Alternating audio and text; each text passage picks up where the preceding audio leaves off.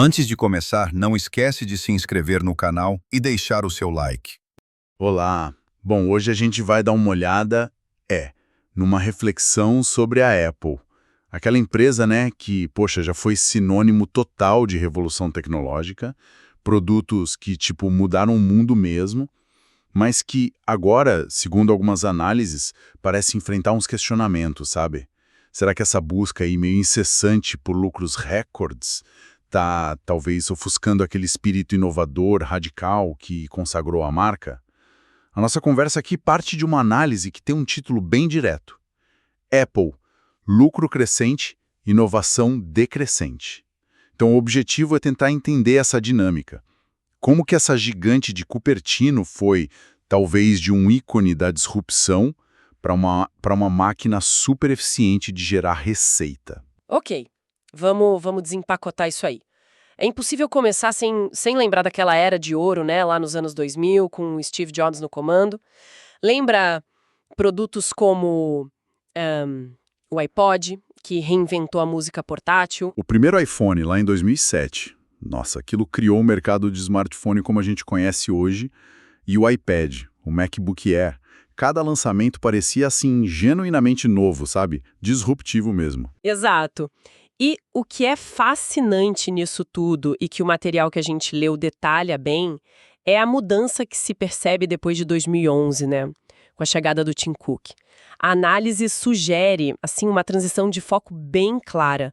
A gente sai daquela imagem pública e talvez da estratégia interna também focada na ruptura, na próxima grande coisa, para uma era mais centrada na excelência operacional, na expansão de mercado e, crucialmente, na maximização dos lucros, trimestre após trimestre. A gestão Cook parece ter priorizado muito essa eficiência e escala, de um jeito sem precedente. E essa eficiência se vê nos números, né? Claramente. Mas aí que entra o ponto central que o texto levanta. Os lançamentos mais recentes.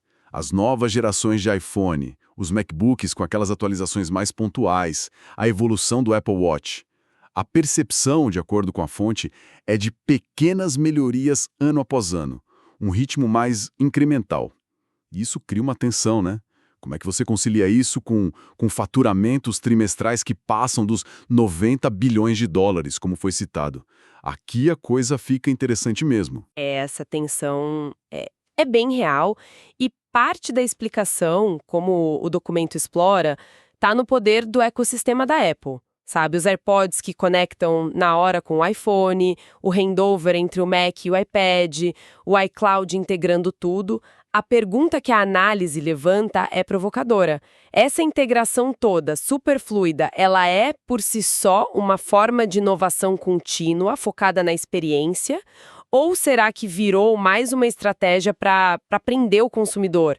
O jardim murado virou o principal negócio, garantindo venda recorrente e dificultando a saída. É uma ótima pergunta mesmo.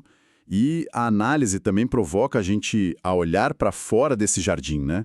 Compara a postura da Apple com a de concorrentes. Samsung, Google, várias empresas chinesas. O texto cita exemplos tipo a aposta mais rápida em tecnologias como celulares dobráveis ou uma integração de IA talvez mais agressiva desde o começo. A perspectiva que eles trazem é que a Apple parece, assim, estrategicamente esperar um pouco mais, sabe? Para a tecnologia amadurecer. Preferem refinar, otimizar a implementação e a venda, claro, em vez de ser aquela pioneira absoluta nessas novas frentes. Coisa que talvez a gente esperasse mais no passado. Sem dúvida. E é justo reconhecer os movimentos recentes. O Apple Vision Pro, por exemplo. A análise menciona como uma aposta mais ambiciosa. Contudo, o próprio texto já aponta as ressalvas, né? Um preço que, nossa, é proibitivo para a maioria. Isso leva a uma adoção inicial lenta. E aí surgem questionamentos sobre o impacto real disso no mercado, a curto e médio prazo. E isso traz a gente de volta para a questão fundamental que a fonte levanta. Essas apostas, mesmo que tecnologicamente avançadas, elas são suficientes para manter a aura de empresa revolucionária? Ou a gente está vendo a Apple se consolidando só como uma gigante financeira que é mestre em otimizar e rentabilizar as fórmulas que já deram certo? Isso levanta uma questão importante, né? Sobre a identidade da marca mesmo. Certo. Então, o que tudo isso significa no fim das contas? Se a gente for resumir o ponto central da análise que a gente explorou. A Apple continua, sem dúvida nenhuma, uma força dominante, extremamente lucrativa no mundo todo. Mas a percepção que o material traz é que talvez o motor principal não seja mais aquela disrupção ousada que surpreendia a cada grande lançamento, mas sim uma gestão muito focada em consolidar e expandir o império que já existe. Exatamente. E para a gente fechar, fica uma reflexão que essa análise inspira, né? Pensando nos recursos financeiros que a Apple tem, que são quase limitados, o talento que ela consegue atrair, a posição de mercado que ela já tem, qual seria o principal fator que impede a empresa de buscar agressivamente os dois objetivos, manter esses lucros estratosféricos e, ao mesmo tempo, reacender aquela chama da inovação disruptiva que definiu ela no passado? Será que é uma questão de cultura interna, pós-Jobs?